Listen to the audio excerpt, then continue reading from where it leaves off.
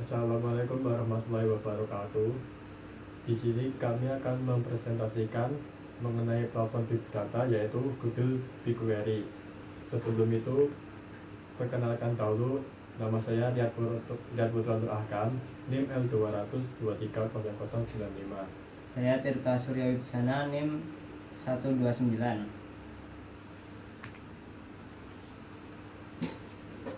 Oke, pertama-tama kita masuk ke profil platform. Apa sih Google BigQuery itu?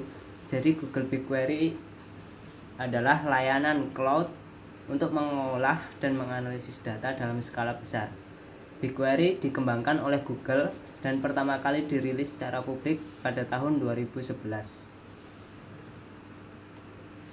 Yang menarik dari BigQuery adalah sifatnya yang serverless. Artinya kita tidak perlu lagi repot mengatur server, kapasitas penyimpanan atau sumber daya komputasi. BigQuery menggunakan model bayar sesuai pemakaian atau pay as you go. Jadi biaya dihitung berdasarkan berapa besar data yang kita simpan dan berapa banyak query yang dijalankan.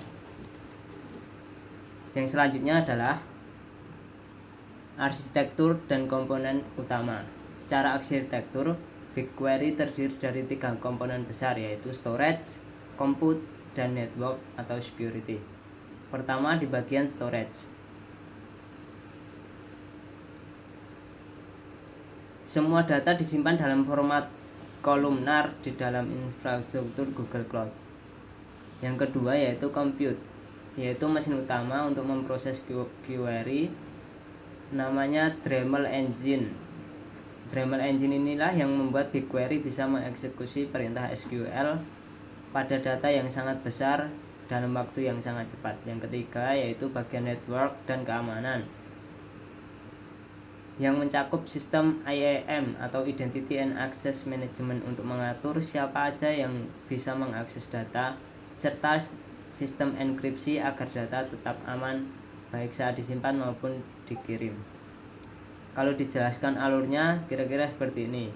Yang pertama yaitu data dari berbagai sumber di-load ke BigQuery, kemudian data disimpan di storage, lalu pengguna menulis query SQL dan hasilnya diproses oleh Dremel Engine. Kemudian pada akhirnya kita bisa langsung divisualisasikan di tools seperti Google Data Studio atau Looker.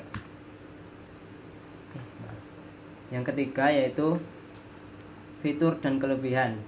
BigQuery punya banyak fitur yang membuat populer di dunia big data. Yang pertama tentu saja mendukung SQL standar. Kemudian BigQuery juga mendukung analisis data secara real time, yang artinya data yang baru masuk bisa langsung diproses tanpa menunggu lama.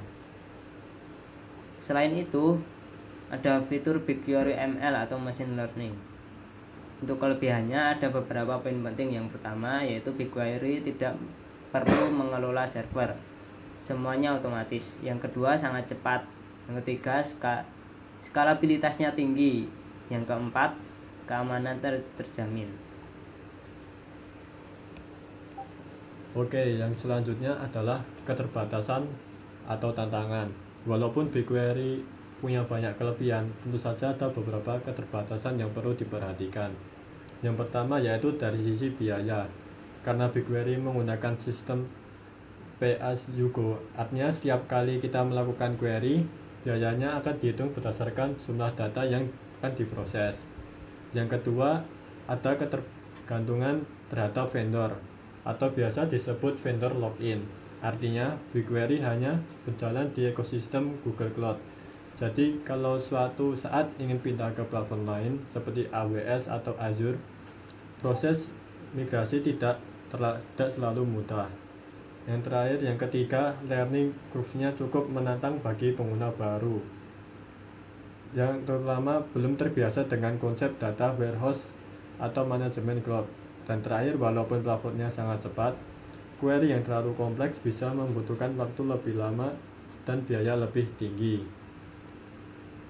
Yang kelima adalah use case atau studi kasus. Google BigQuery banyak digunakan oleh perusahaan besar di dunia untuk analisis data berskala besar.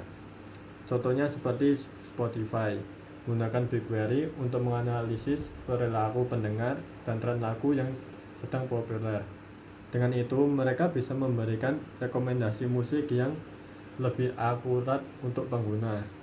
Contoh lainnya seperti AirAsia, menggunakan BigQuery untuk menganalisis data penerbangan dan perilaku pelanggan. Hasil analisis ini akan membantu mereka dalam menentukan strategi harga dan peningkatan layanan pelanggan. Dari beberapa contoh tadi bisa kita lihat bahwa BigQuery sangat cocok digunakan oleh perusahaan yang memiliki data dalam jumlah besar dan membutuhkan hasil analisis yang cepat untuk mengambil keputusan. Selanjutnya adalah perbandingan dengan platform lain. Kalau dibanding dengan platform big data lainnya, BigQuery punya beberapa perbedaan yang cukup mencolok. Yang pertama adalah kalau dibanding dengan Hadoop, yaitu membutuhkan server dan konfigurasi manual, sedangkan BigQuery sifatnya serverless, jadi jauh lebih praktis. Yang kedua, dibandingkan dengan Apache Spark yang bisa dijalankan di berbagai lingkungan, baik lokal maupun cloud, tapi pengguna harus menyiapkan infrastrukturnya sendiri. BigQuery sudah sepenuhnya otomatis karena dikelola oleh Google. Ketiga, kalau dibandingkan dengan Snowflake bisa digunakan di berbagai layanan cloud seperti AWS, Azure, dan GCP. Namun, BigQuery punya keunggulan dari sisi integrasi yang lebih rapat dengan layanan Google lain seperti Dataflow dan Looker. Dan yang terakhir, dibandingkan dengan Amazon Redshift, membutuhkan pengelolaan cluster secara manual, sementara BigQuery tidak perlu. Semuanya otomatis sehingga lebih efisien dan mudah digunakan.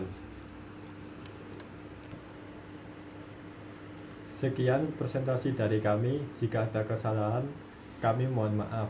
Wassalamualaikum warahmatullahi wabarakatuh.